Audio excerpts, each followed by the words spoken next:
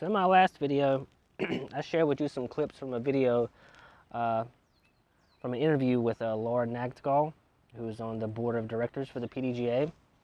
And in this video, I'm going to show some of that interview because I don't know that everybody actually really took the time to watch it and really see exactly what it is that I'm hinting at here, and just show you the agenda that is at hand, because there is one, and when you watch this, you'll see what I mean by it.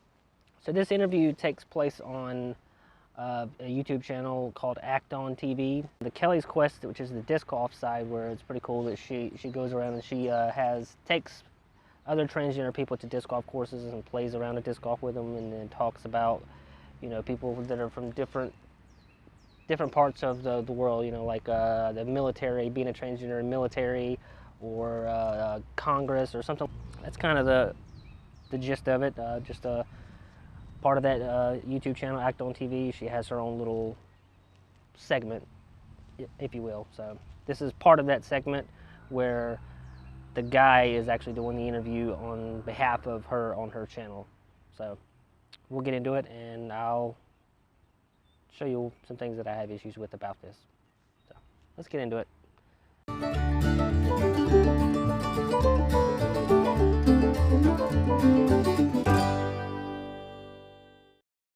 Hey everybody, I'm Mark Ducey. I am a guest host today for this episode of Kelley's Quest. Kelley, thank you for inviting me to be a part of this episode. I'm very excited to talk with you and to talk with our special guest today, Laura Nagtegaal. So for those of you that don't know Laura Nagtegaal, she's the first transgender person to be on the board of directors.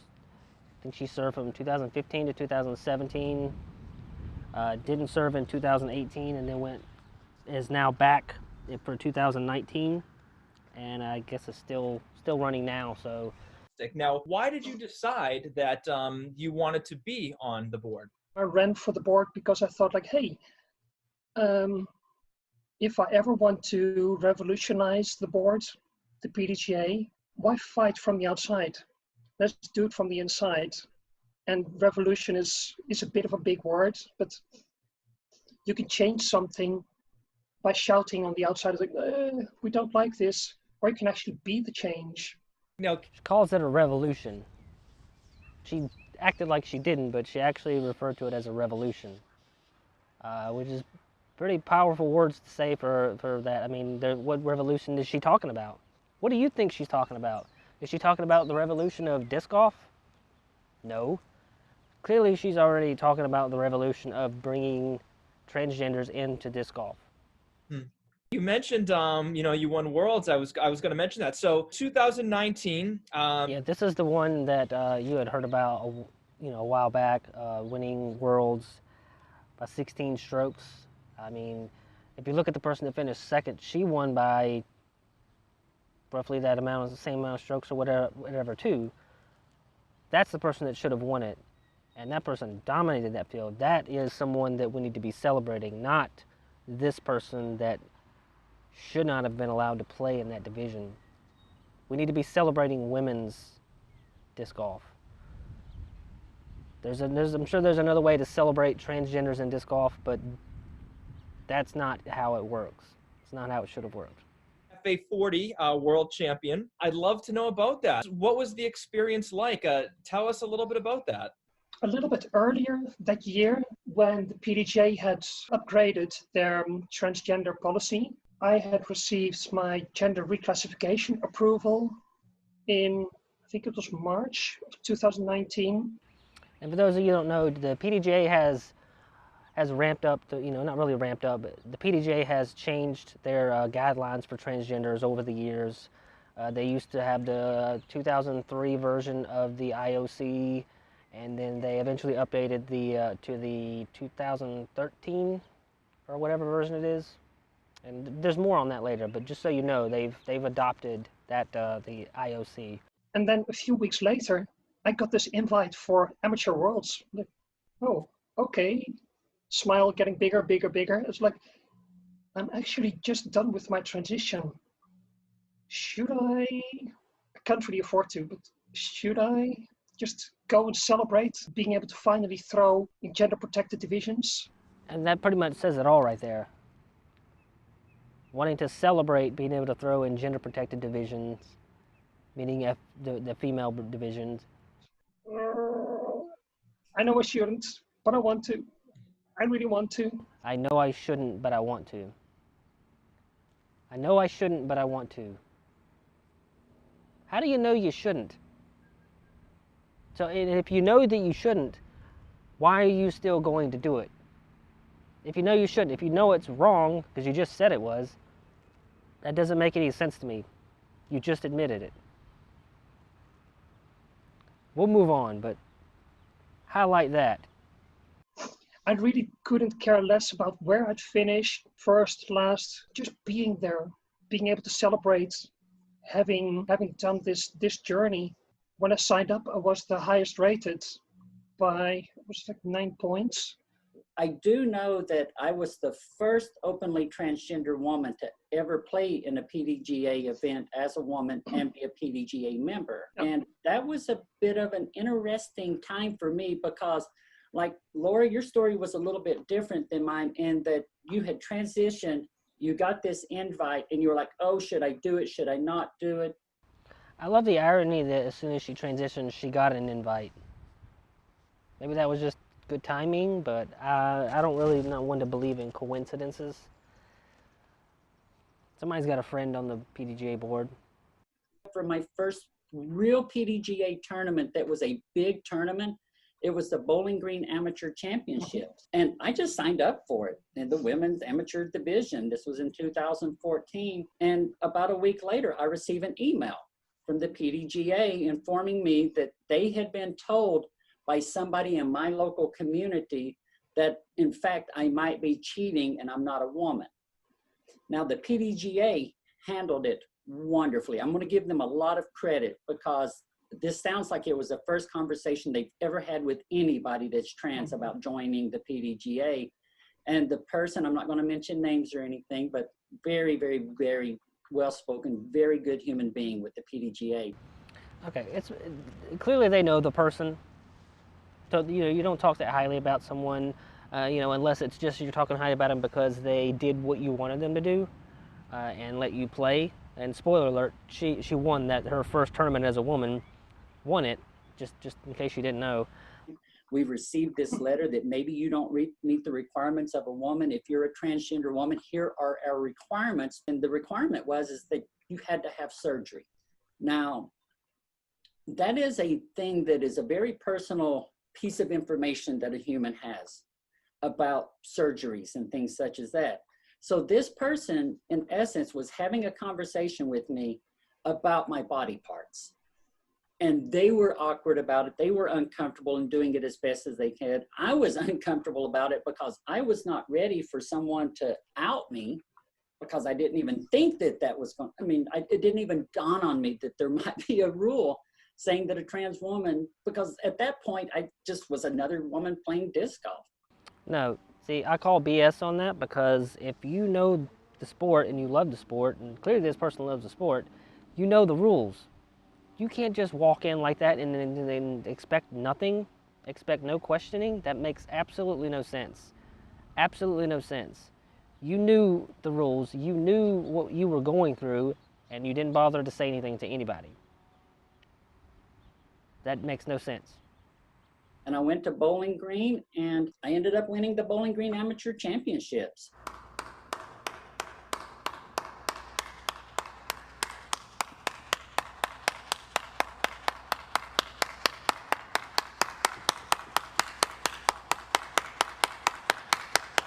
And there was no hard things. The disc golf community was wonderful to me. Everybody was fantastic with me. But the thing that was so hard for me is that I had to prove that I was not a cheater. Well, you had to prove that you met the requirements. You can be offended that someone called you a cheater because they didn't know. They were following the rules and saying, hey, well, this person might not be following the requirements. So they just did what you do. in any sport. They called this person out and they looked into it. That's what they're supposed to do. You can be mad about that all you want, but it's your fault that you're in this situation because you are the one putting yourself in a place where you really don't belong. You were born a man and you transitioned to a woman in quotes. You're not really a woman. You identify as one and want to be respected as one and treated as one, but that's where the problem is. If you're bothered by having to go through all of that, that's because you wanted to do this. You chose to do it. That was your decision. You claim you didn't know the rules, but there's no way that you didn't. There's no way that you didn't think to look into that. Like you had to have known something had to be done. So I call BS on all of that. And again, you chose to insert yourself in an athletic event where biology matters. It's called Female Pro Open, or it's called Female FA 40. It's gender protected for a reason. It always has been for a reason. If you want to play sports without having to worry about that, play in the division that you're supposed to play in. That's how it works. You can't complain about that later. There's the policy on eligibility for gender protected divisions, and one of the paragraphs states that any player competing in PDGA events in a gender protected division must conform to the requirements of the Pdga policy on eligibility for gender protected divisions. Players wishing to compete in female only divisions must be declared female at birth or meet the requirements to be recognized as a transgender female, details of which are contained in this policy. Now, this is what I was talking about with the rules that have gradually changed over the years, and a lot of you don't know that the IOC was trying to make it so that you didn't have to have your testosterone levels at a certain level in order to be able to compete in women's division as a transgender. If you really want to play the sport so bad and you really enjoy the sport, you will play it as the gender that you were born, because you know what you were born as. You can't deny that. You can pretend it doesn't exist all you want, but you are what you are, and you know that. We can't keep sitting here ignoring it just because it conflicts with your identity. For the fall summit in Kelley Gardens, the competition committee put forward a document to us, to the board of directors, asking whether or not the PDGA should adopt the then recently activated IOC guidelines that said no longer is the surgery the only way. You actually just need to meet the requirement on keeping your testosterone levels low enough for long enough uninterrupted. That was literally days after I had hedged myself, so I kept quiet on the personal front, but I was like, I think we should do this. But I didn't push for anything. I was just like, we would need to do this, but my personal involvement was zero in that. Yeah, her personal involvement was zero at that point. Put a pin in that. Her personal involvement was zero. In 2018, as I had already started taking hormones, I got my surgery date. And at that point, I'll remind you, I was not on the board of directors. I was the interim admin for PDGA Europe. So I was connected to the PDGA, so I had an inside, I had an in with the PDGA, back door, if you will. A foot in the door, basically. So basically, she had a way in to influence them, essentially. But at the moment I knew my surgery date, I thought to myself, at this moment, I will no longer have a conflict of interest for pushing for either of the rules to be the current one. It would be good if the PDGA adopted the newer, in a way stricter, but less awkward, as what Kelley referred to, like what is in your underwear. You shouldn't have to disclose that.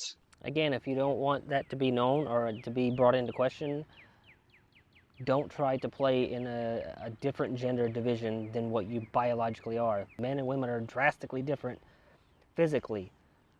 Men are stronger. It doesn't matter if you take your testosterone blockers, all that. You're still stronger, you're still going to be faster, you're still going to have certain advantages.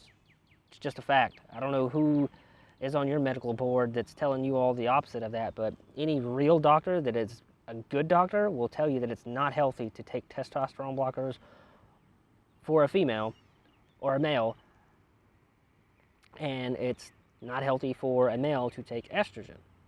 It's just not. It's not natural. And for many people, it's even financially unobtainable. So you could not play in a tournament because you still have male body parts. At that point, I asked the then PDGA board of directors, would you be interested in actually looking at this again, but with more intent? I was told they actually had been working on that already. And my involvement from then on was basically me having the backdoor entrance with the PDGA.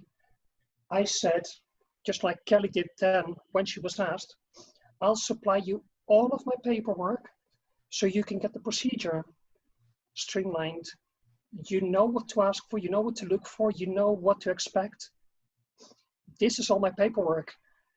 Look at it, use it, incinerate it after you're done, whatever's necessary. But yeah, I helped streamline the procedure by supplying my data. Yeah, so there's that influence that she didn't want to have earlier, but now all of a sudden did. So that's a total conflict of interest. You just like admitted to a complete conflict of interest. So there's the agenda that I'm talking about. And from pretty much November 2018 onwards, when the medical committee was formed, which actually happened as a result of this difficult task, and it shouldn't be on the PDGA board's shoulders, but please have it done by medical experts. I wouldn't consider those medical experts, because again, if a medical expert tells you that it's good for you to take testosterone blockers or for you to take estrogen, and you're not supposed to be taking those things, like I said earlier, what kind of doctors?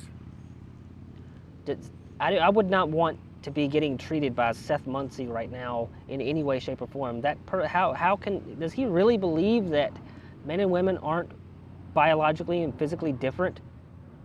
Does he really believe that? Because if he does, then I think this whole disc golf strong thing is just bullshit, and why would I even want to watch or listen to anything that he says if he actually believes this?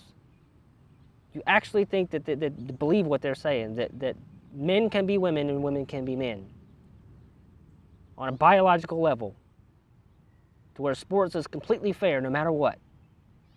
Look at the history. That doesn't exist. That is a joke of a board of medical directors.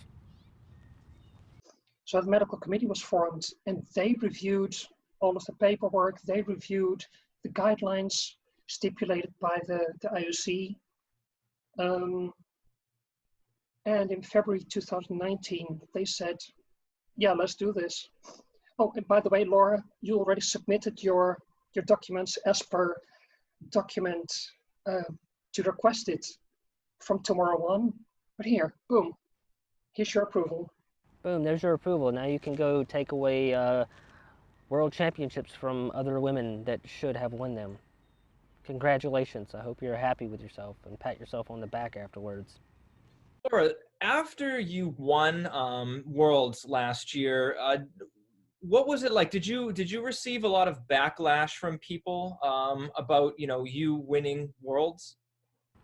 And I do think that the backlash that people like her receive, I think there's a lot of it that is really just too hateful. I mean, it's one thing to be upset with the person, but it makes more sense to me sometimes to be more mad at the committees that allow this, like that board of directors, which she's technically on, so you can be mad at her in both rights. I only get really upset with the actual players just because they don't seem to care what they're doing. Like they enjoy, they love their sport so much that they are doing it, playing in, whether it's swimming or disc golf or wrestling or whatever it may be. But they just overlook the other person's feelings, even though they know that they shouldn't be there. She knows she shouldn't be there, but which she admitted earlier. That's just the part. Like whenever there's just this, where it's like, oh, I'm not you don't have to worry about me. I'm just here to play. Like, and people act like that it's okay because this person is not winning. That's okay. No, it's not okay. They shouldn't even be there. Doesn't matter if they're winning or not. They shouldn't be in that division. And it was just this endless barrage. It lasted about 4 months, where the kindest messages were pretty much, "You're a man," and everything imaginable was thrown at me and the community at large. But having just played this amazing tournament, and I've all spring and summer I'd been playing basically 900 golf, which is good for me, and then this amazing 10-14 round, which to my knowledge is the world's record for amateur women. Really good. And I noticed that I wanted to be a lightning rod for the community. Like, hey, I've got thick skin. I'm here on a platform. Cast the iron while it's hot. Bring it on. I can face it. Here, on the chin. Bring it on.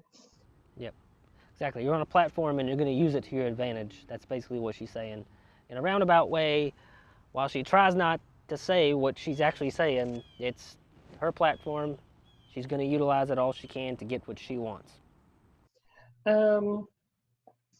And I'd noticed that in August and September, I played a few tournaments, and my game, without my skill level changing, obviously, but I just noticed that what Kelley just referred to as well, feeling the hate when you make that putt. And no one actually hates you, but you feel that irrational hate, and therefore it's hate that is real. So, you just said that no one actually hates you, but you feel that irrational hate, and therefore it's real. Where are you getting this hate from? There's no hate involved in any of this. It's just we disagree with your stance. We don't believe that you should be in that division. It's not a hate. Nobody hates you personally. Nobody gives a damn about what you do in your personal life, but this isn't personal. This isn't just you in your personal life. This is you out affecting other women. That's what people aren't getting about this. You think it's personal to them. Just because it's not personal to you doesn't mean that it's not personal to them. I felt that. I ended up not touching my discs for 7 months after I literally went from 10-14 golf to barely reaching 700. And I finally broke on the course, at my home course, when I accidentally, hit the bullseye on one of my favorite holes. I was ready for a 5-foot tap in. I missed the basket. I didn't even touch the basket. That's how broken I was. I broke down in tears. I DNF'd. And up until last week, I've basically dealt with anxiety. And maybe you felt a little twinge of guilt, maybe. But you're writing it off as blaming it on other people. No, you put yourself in this situation. You're dealing with the emotional consequences of it. Could be that estrogen that you're taking in and them hormone blockers that are making you. How about you, Kelley? Have you, have any interesting confrontations or conversations? I was playing in a doubles tournament, and I drew this partner, and we were lighting it up. We were 9 under after 9 holes. The problem is that I was carrying us. And this guy could not handle the fact that I was carrying him. So in his mind, I had to be a man. And then he started talking about how he has seen transgender women, and because he was in prison and he knows all about it. And he's seen trans women and they're beautiful. And he just kept on insulting me the entire time. And hold on. Where is the insult there? You haven't said what he actually said to you that was an insult. That's not really an insult. I mean, I wasn't there, and maybe you're not explaining this properly, but... The other two people that were on our card with us, they did the passive bystander thing and kept their mouth shut and didn't get involved with it at all, didn't say anything. They just let this guy berate me for close to 3 holes in a row. And finally, he said something so negative that I just had to go get my discs and leave the course. So I'm sure we had to be in first place. We were like 9 under after 9 holes, and he just kept on being rude. So I picked up my discs and left. You're giving this very generic story and not actually explaining what actually was said, what this person actually said. And then you're acting like the people that were there were supposed to step in and save you for some reason. Like, I mean, maybe they were just uncomfortable and didn't know what to do in the situation. And they were just, maybe they didn't see it the way that you did. Maybe you were more offended than they were because they didn't see it as offensive. This is where you have to really like be realistic about things and not just generalize everything as offensive, that this person meant it this way. Well, when I got home, I got a phone call from the tournament director saying that the 2 people that heard him yelling at me and saying all that stuff reached out to him to tell him what had happened, but they didn't say boo to me the whole time. They didn't say anything to me. Why would they have to? They reached out on your behalf. They looked out for you, but you're still mad at them? What are you talking about right now? You wanted them to, what did you want them to do? Pin him down? They stood up for you, and you're still acting like they owe you something. Nobody owes you anything. You're a grown adult. Defend yourself. And I don't mean to write it off like that, but come on. There's not enough detail in that for that to actually be a story that actually makes sense to me. So I give you the benefit of the doubt that they probably was an uncomfortable situation, but you got to explain the story better than that. But now that we play Team Challenge up here in Massachusetts and New England, for the most part, I've been very accepted. There's a couple of captains on other teams that are very vulgar online about trans people. My teammates up here support me, and they back me up against this person. And the amazing thing is, it's always men that give me hell. The reason why it's men is because we love sports much more than women do. We're very competitive. We respect competition, most of us, and we respect women. That's why we have a problem with it, because you're not a woman. You're not a biological woman. We can accept you as a woman if you know, that's the social aspect of it. That's not hard to do. It's not hard to accept you as a woman socially, because when I see you, when I look at you, I think woman. When I look at Laura, I think woman, and that's the first thing. But we know what you are. You know what you are. That's the whole point of this. The women that I play disc golf with, they see me play. They know they can throw as far as I can. They know they can flick better than me.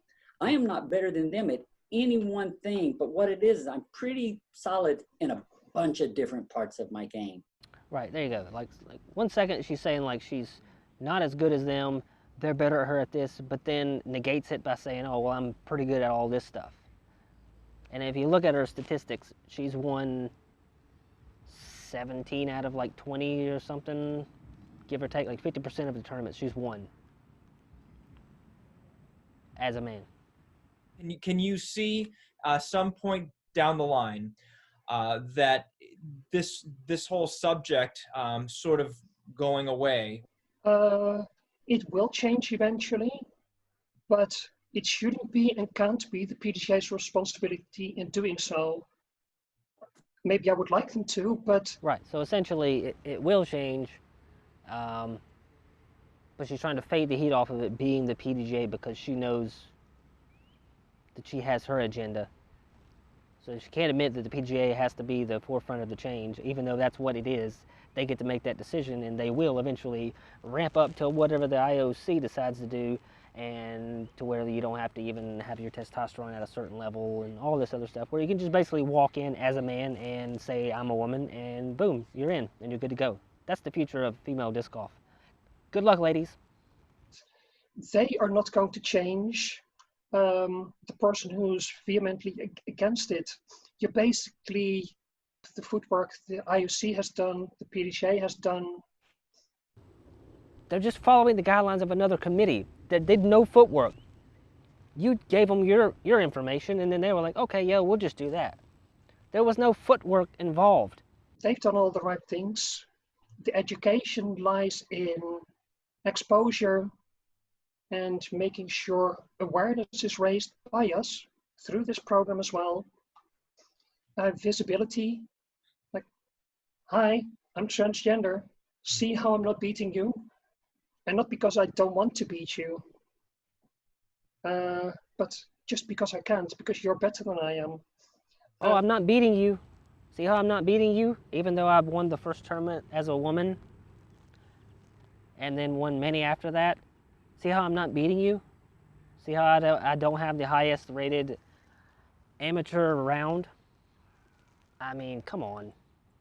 How can that not be more of a slap in your face? Just literally like saying that like, oh, well, we're not a threat, but even though they're winning all these tournaments, look at both of these two stats and then look at Natalie Ryan. It's the same thing. Like half of the tournaments they're winning. Come on, ladies, you're gonna let that slide? You're gonna let that those people say that they act like they're not a threat when they actually have won many tournaments? And even if it's not in the pro division, that doesn't matter.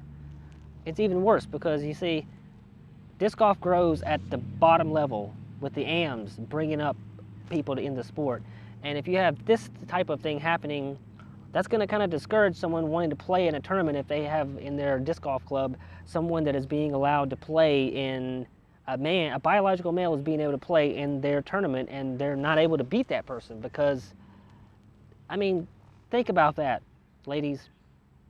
Think about it. Don't think about the pro level up top. Think about down low and how it rises.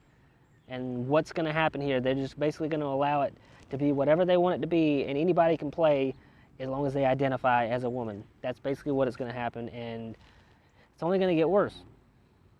You think that it's not, but it is. I'm telling you it is. And ultimately you're going to get acceptance. But it's just like the great John Lewis said, it's a battle. A day, a week, a year, a lifetime. We just need to continue working hard and making sure that one day the so-called flat earthers will realize the earth is not flat. I find it ironic that she mentions flat earth and calling people flat earthers because obviously she knows flat earthers are wrong. That's why she refers to us as flat earthers, because they're wrong. And the reason that you know the earth is not flat is because of science. And science will also tell you the difference between a man and a woman. That was a good effort, but you've only proven the point.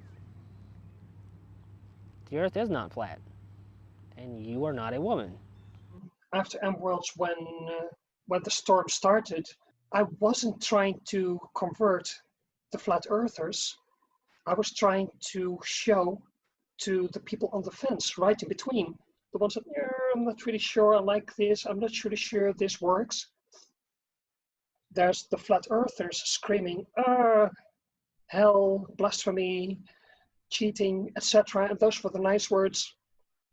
And me presenting, hey, well, actually, here's the science, here's the rules, here's the law, here's my stats, here's my blood works. Here's the science. You're a world authority on testosterone and its effects on sports performance. How does testosterone impact the body? Look, the male physical advantages in sports really stem from male puberty. Before puberty, boys and girls can compete equally, but after puberty, men have 20 to 30 times the production of testosterone compared to women. And this leads to larger and stronger muscles, bigger and stronger heart, bigger and more lung capacity, and longer and stronger bones, as well as a higher hemoglobin. And all of those things contribute to sports performance, to the improvement in sports performance. What is the extent of these male advantages? If we consider the times and distances, like throwing or jumping in athletics and swimming, the advantages that males have are between 10 to 20%. in virtually all of those events. To put that into context, if you look at female world records in all the swimming and athletic events, every year hundreds of men surpass those performances and thousands of them do it over time. And the most telling thing is that at the age of 14 or 15, boys at that age in early to mid-puberty already surpass female world records, pointing out that it's male puberty that's so instrumental in that. So that makes it very unfair to have male-bodied athletes in female events. And in that way, trying to get the people on the fence to possibly lean slightly more towards us the next time. That's all we can do right now, and that's a long battle, but it's one worth fighting for us, but especially for those who will be there tomorrow. For those who will be there tomorrow, there is a plan. There is the 5-year future that they spoke of. She definitely has a goal. Obviously, we know what it is, and obviously it's following the International Olympic Committee. Like I said earlier, it's going to ramp up, and it's going to be easier for them to get into female sports. Have you had a really positive experience as far as the touring women go? I would say absolutely. Yeah, one of the very few tournaments I played after Worlds was the Hall of Fame Classic last fall at IDGC. I talked with pretty much any of the pros that were there, as really good talks with Diane Carey, Rebecca Cox, Vanessa van Dijk, and she's always been a really good friend of mine. She was the first one to really embrace me as a person, I think, on the disc golf course. Sarah Hougham, we actually talked for a few hours. Holly Finley. The only two people I didn't actually talk with were Paige and Katrina. But as far as the pro women goes, to them, I'm just an 870 rated player. Maybe people are just being nice to you because that's what women are. Women are loving, respectful people. They're just being nice to you because they respect you. It wouldn't be very beneficial of them to be against you openly because they have sponsors and stuff like that. They have to maintain an image. You know, obviously Katrina Allen and Paige Pierce aren't worried about you because you're not in their division. Like I said earlier, it's the people at the bottom that you're affecting, the people that are wanting to come up and play. And the more we flood the market with people that, like you, that are in divisions that they shouldn't be in, and taking away victories from people that have been working hard, these hard-working women that are trying to get good and get better, and you're taking it away from them, but you're comparing yourself to Katrina and Paige. Like there's no comparison. It's not equal like you think it is. You're not a threat to the top pros. You might think of yourself as not a threat to people, but to some people you are, and those are the people that we need to look out for. Yeah, but at the same time, they could not accept us. That could have been a choice that even if they knew they could beat us on a course, they still could have not wanted us in their division. It's their right. It's their right. It's their right. It's their right. It's their right. It's their right.